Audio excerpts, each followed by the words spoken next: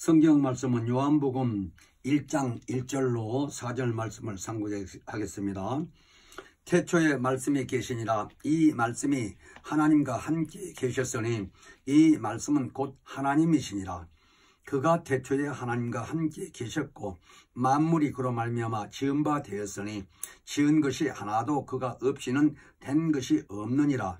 그 안에 생명이 있었으니 이 생명은 사람들의 빛이라. 아멘. 하나님 아버지, 오늘 또 하나님 뜻을 성령으로 증거할 수 있도록 허락하시고 증거하게 해주시니 참으로 감사합니다. 말씀 전하는 자나 말씀 받는 자가 함께 같은 영감으로 말씀을 잘 받고 깨달아 우리 모두들에게 생명의 양식이 되게 도와주시고 하나님께만 영광 돌릴 수 있는 삶이 되도록 성령으로 인도하시고 주관하여 주시옵소서. 감사하며 예수 이름으로 기도하옵나이다. 아멘.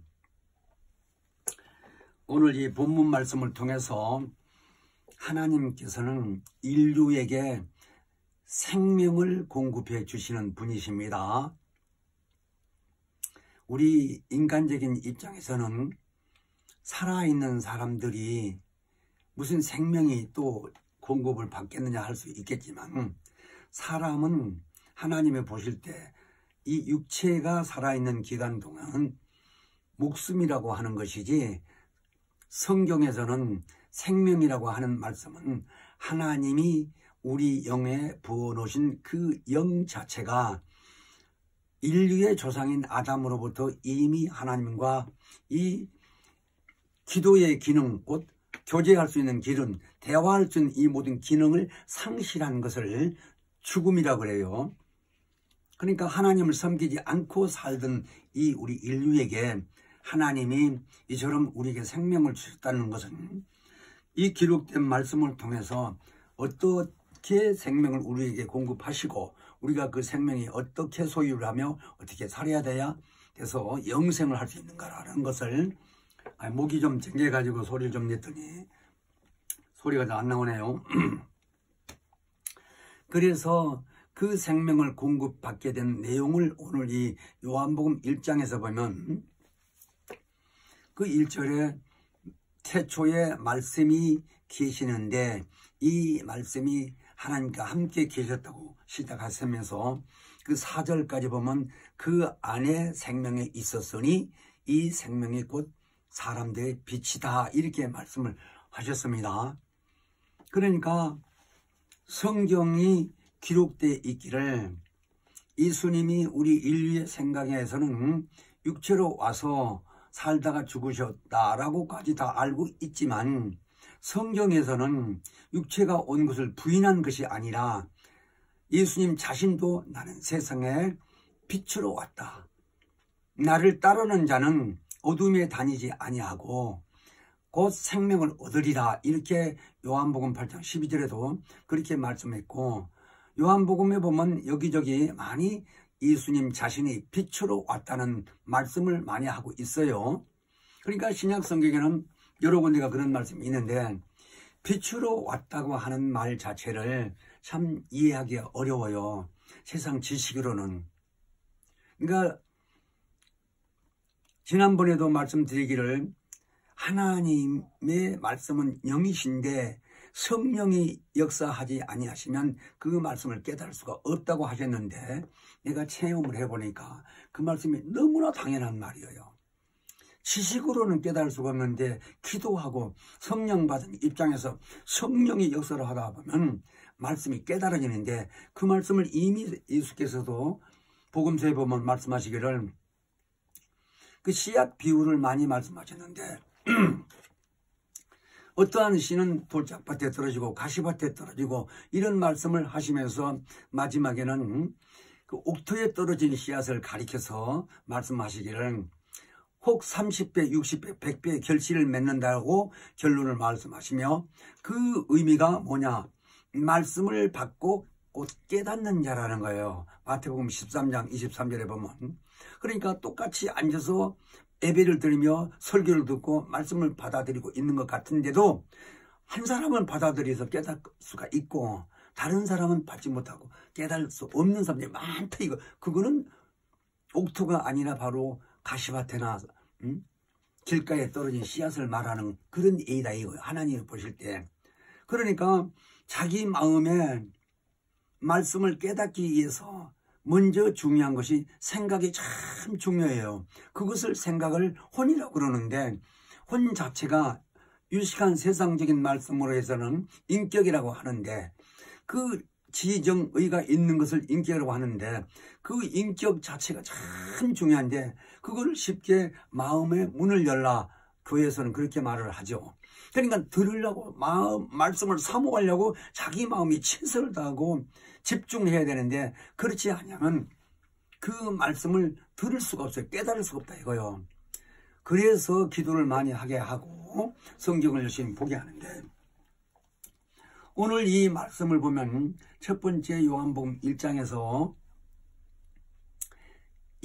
1절에 말씀이 계시나 하는 이 말씀이, 우리는 그 말씀을 거기서만 볼 게 아니고 성경은 관주 성경으로 썼다 얘기인데, 관주라고 하는 말은 구실을 구멍이 있어서 실을 끼면 구실이 되는 것처럼, 목걸이가 되는 것처럼, 창세기에 있는 말씀이 요한계시록에도 있을 수 있고, 마태복음 있는 말씀이 다른 베드로전서도 있을 수 있고, 그래서 영감으로 성경을 썼을 때에 이것은 어디 있는 말씀하고 같다 하는 의미가 관주라고 하는 의미예요. 근데 이 요한복음 1장 1절에 아까 얘기한 대로 태초에 말씀이 계시니라 하는 말씀을 사도 요한이 요한계시록 19장 13절에도 기록하기를, 하나님이 영안을 열어주셔서 그 요한에게 하나님 품속에 있었던 그 인격이신 말씀이 어떤 모습으로 있었던 걸 보여주신 거예요. 그걸 말씀하시기를 피 뿌린 옷을 입고 있었다. 근데 그 이름은 곧 하나님의 말씀이라고 요한계시록 19장 13절에 하신 말씀이 지금 요한복음 1장 1절에 먼저 하신 그 태초에 말씀이 계시니라 하는 말씀, 그 말씀이 인격으로 있었던 말씀인데 그 말씀하고 똑같은 의미라 말이에요.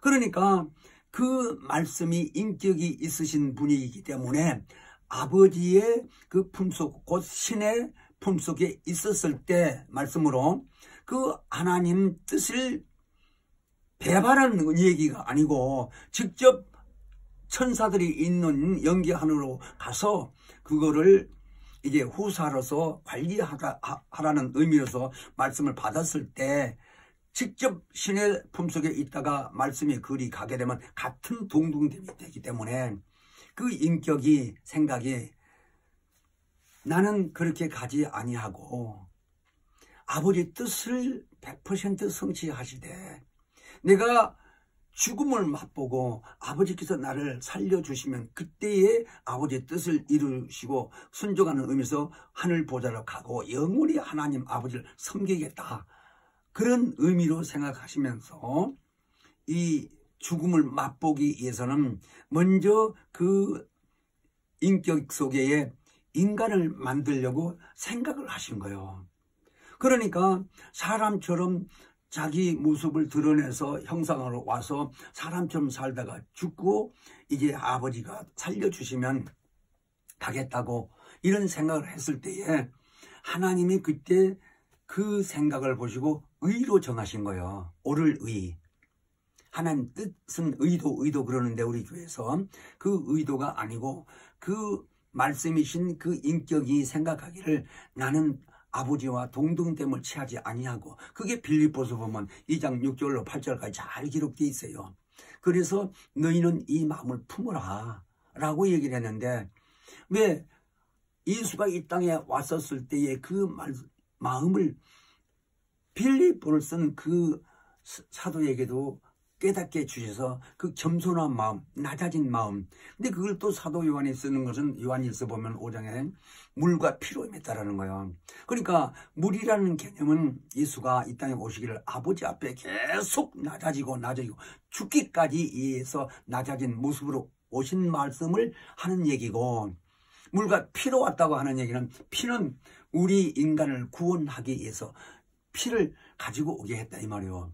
그러니까 에덴 동산에서 아담이라는 사람이 하와하고 같이 있으면서 뱀에게 곧 마귀에게 유혹을 받아서 선악과를 먹게 된 이후에 하나님이 그때에 때에 하늘에서 보시고 생각하기를 예수가 오기 위해서 아담을 짓고 하와를 짓고 이렇게 인류를 지어가는데 그 길이 막히게 되니까 그때에 그 품 안에, 신 안에 있는 품 안에 인격이신 그 말씀에게 그리스도의 직분을 주신 거예요. 그러니까 아까 그 인격이신 그 말씀이 사람으로 가서 죽음을 맛보려는 계획을 가진 그 마음에 그리스도라는 직분을 준 것은 그 그리스도란 말. 그러니까 지금 예수 그리스도가 하는 거는 원래 이름이 예수인데 그리스도가 붙은 의미는 직분, 그 직분이 다니엘서 9장 25절 보면 임금의 직분으로 왔다는 거예요.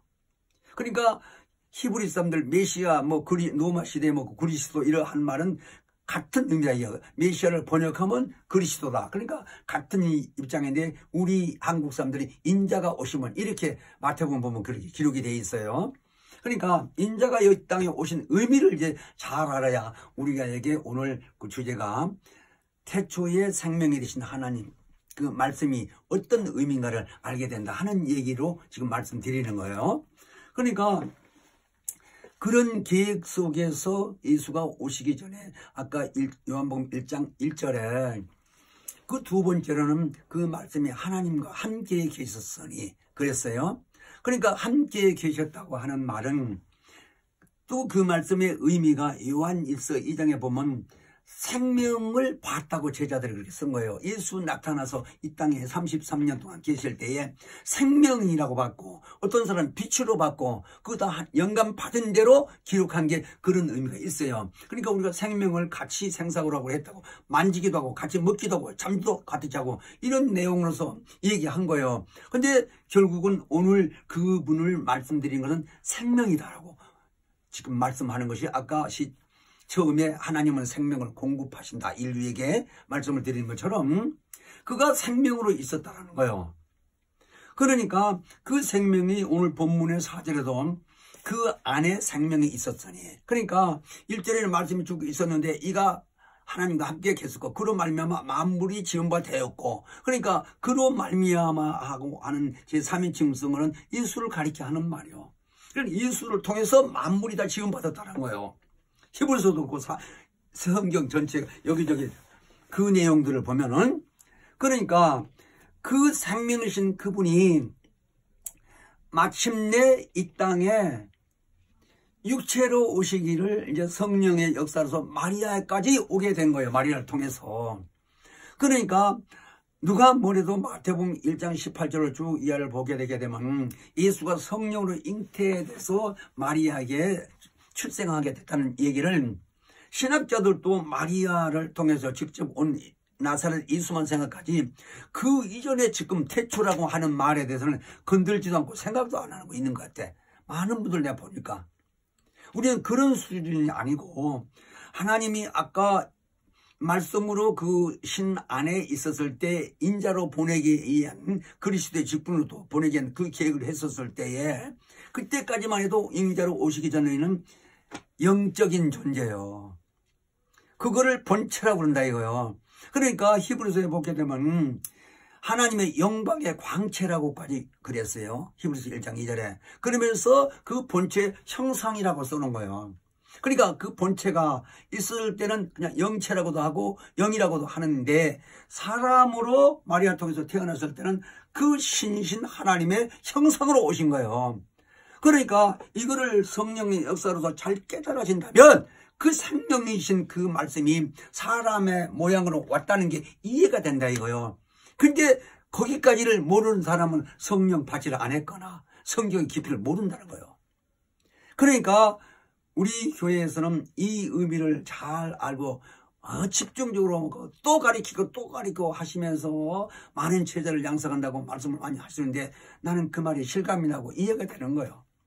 그래서 그 1절에 요한복음 1장 1절에 세 번이나 말씀 이렇게 기록했는데 그 세 번째 기록된 말씀이 곧 이제 하나님의 아들로서 오시는데 그가 바로 하나님의 영광의 광채라는 거. 빛으로 아까 왔다고 그랬는데 빛의 광채로 비치고 있다는 거예요. 그러니까 김기동 목사 같은 사람은 나 거기를 가봐서 충청도에 들판인데 어느 장로님들하고 거기 가다가 그 사거리인데 거기서 빛을 대낮인데 햇빛보다 더 밝은 빛을 쫙 비치더니 깜짝 놀고 쳐다보다가 엎드리는데 말씀 두 말씀이 요한복음 15장 7절 말씀하고 요한복음 8장 31절 2절 말씀하고 너희가 내 안에 거하면 이제 열매를 많이 맺을 수 있다는 말씀, 포도의 나무를 비유해서 그 다음에 진리를 알진 진리가 늘 자익했다는 말씀, 두 말씀이 딱 들어오더니 성경이 전체가 그때 그 안에 성경을 몇십 동하고 많이 읽었는데 깨닫지를 못했더라고요. 근데 그 빛이 비치더니 그 말씀이 쫙 깨달아지더라고요. 근데 그뿐만 아니라 사도 바울도 예수 믿는 제자들 죽이러 다니는 앞장선 사람인데 그가 다메섹 도상에 가다가 그날 또 제사장들한테 허가를 받고 예수 믿는 사람들 잡으면 다 끌어 감옥에 넣고 죽이는 앞장서던 사람이 그 다메섹 길에 가다가 햇빛보다 더 밝은 빛을 쫙 비치고 쳐다보는 순간에 엎드리니까 깜짝 놀라서 엎드리니까 바울아 바라고 음성이 들리니까 누시요 주여 누시니까 그러니까 네가 핍박하는 예수다고 음성이 들리더라는 거예요. 그 음성을 듣고 그가 그때부터 고침을 받고 나서 눈을 뜨니까 눈이 안 보이니까 누구한테 가서 기도받으라고 알려주니까 기도받고 안수받고 해서 났는데 그때부터 예수를 증거하다 보니까 이 유대인들이 얼마나 죽이려고 했느냐 이거요. 엊그제까지 우리하고 같이 예수 믿는 사람 죽이러 다니는 사람이 그렇게 확 바뀌어지니까 그러니까 그 체험이 있기 때문에 근데 나는 거기까지는 못했어도 저 오살렘 기도원에 기도로 일주일 동안 금식 기도를 거기 그 전에 갔는데 새벽에 일어나서 기도굴에 들어가서 기도를 한참 하는 내가 맨 처음 일어난 것 같아. 보니까 새벽 3시 좀 넘어서 일어났는데 기도하는데 벼랑간에 그 굴 속인데 굴이 전구이 불이 안 들어오고 컴컴해. 근데 햇빛처럼 쫙 비치고 환해지는데 얼마나 놀랐는지 깜짝 일어나가지고 딱 보니까 아무것도 없는데 빛이 딱 꺼지는 거예요. 그때 이걸 무슨 의미인지를 몰라서 성락교에 안 왔을 때니까 장로에 있을 때니까 그런 체험을 하다 보니까 여기 와서 배우다 보니까 빛이란 말이 너무 많은 거야.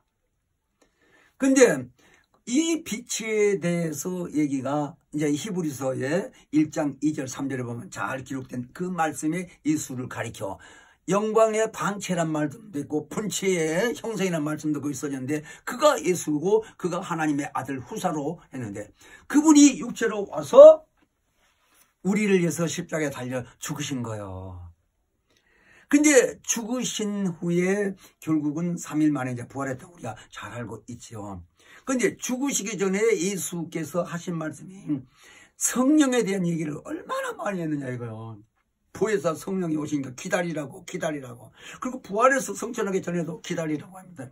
거기에 이 얘기를 보면 사도행전 1장에서 보게 되면 내게 들은 바 아버지께서 약속하신 것을 기다리라 하면서 1장 4절도 얘기 쭉 해가면서 8절까지 하면서 이제 권능을 받는다고 얘기했는데 그걸 시간적으로 지금 다 말씀드릴 수는 없지만 구약 성경에 모세에게 알려준 안식일에 대해서 제7 안식일을 계산해서 그 다음날 이틀날까지 합 50일을 계수하라 이런 말씀이 있어요. 민수기에 보면. 근데 그런 말씀이 뭐냐면 사도의 행전 2장에 보면 오순절 날이 이미 이름에 라고 시작하면서 그때 120명이 성령 받은 내용이 기록되어 있어요. 근데 오순절이라는 말이 한문으로는 5옷 순자가 열흘이고 열흘이 5번이면 50일이라는 얘기요. 그걸 구약에서 이미 여호와서 그 천사가 말하자면 모세에게 알려준 내용을 율법 시대는 무슨 얘기인지 몰랐는데 신약 성경에 와서는 그걸 아는 사람은 안다. 이게 무슨 의미인지를. 오순절 날이 예수님이 부활한 날이야. 쭉 따져보면 그게 주의 날이요. 신약경에. 근데 주의 날 성령이 오셨다 이거요.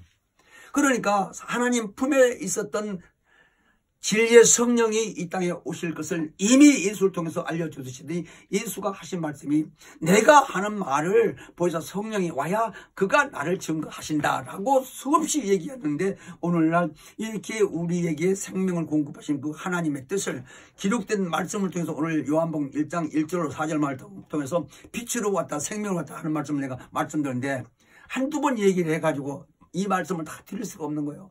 그러니까 오늘 시간적으로 지금 20분이 돼서 이제 끝나겠지만 정말로 성령의 역사가 아니고서는 예수가 빛으로 왔단 말, 그 다음에 성령도 빛으로 왔어요.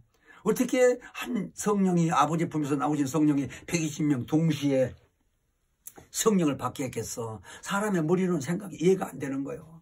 그러니까 100명이 아니라 200명이라도 동시에 역사를 하실 분이 성령이신데, 그러니까 하나님 무소부지하시는 말이 나오는 거예요. 전지전능할 뿐만 아니라 안 계실 곳이 없다는 얘기요.